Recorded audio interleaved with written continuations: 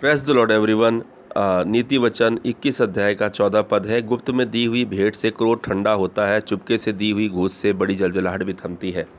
ये एक ऐसी बात है जो कहावत के रूप में भी है, और आज जो है कोर्ट कचहरियों में लोग जाते हैं तो घूस दे करके बहुत सारी चीज़ें करना चाहते हैं, मुकदमे को जीतना चाहते हैं।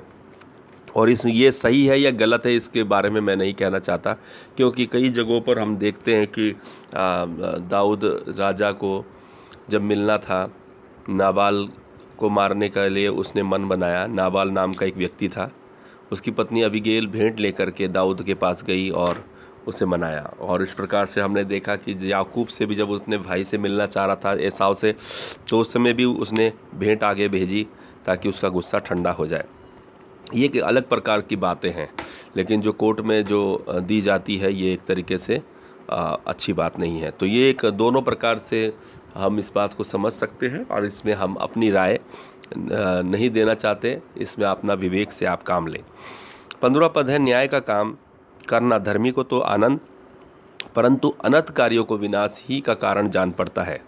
जो मनुष्य बुद्धि के मार्ग से भटक जाता है उसका ठिकाना मरे हुओं के बीच में होगा।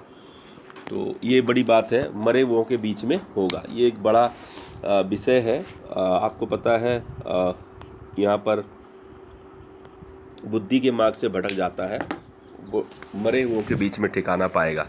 तो ये बड़ा एक अलग बात है।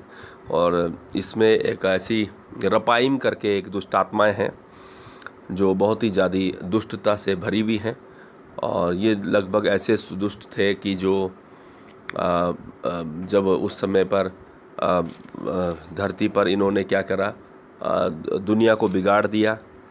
तो परमेश्वर ने इन 200 स्वर्गदूतों को, कुछ स्वर्गदूत जितने भी थे ये, इनको अतः कुंड में जंजीरों में जकड़ के रखा हुआ है। तो ये एक अलग विषय है, लेकिन मैं ये आपको बताना चाहता हूँ, ये सीधी सीधी बातें यहाँ पर। न्याय का काम परमेश्वर धर्मी को अच्छा लगता है, लेकिन अनर्थ कार्यों को बुरा लगता है।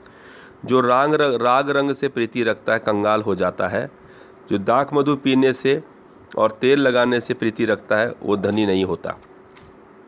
तो ये आप समझ सकते हैं, कई ऐसे परिवार रहते हैं, मीट मुर्गे बहुत खाते हैं, परिवार में खाना पीने में ही पूरी तनख्वाह गवा देते हैं, और घर में क्या है, कंगाली हो जाती है।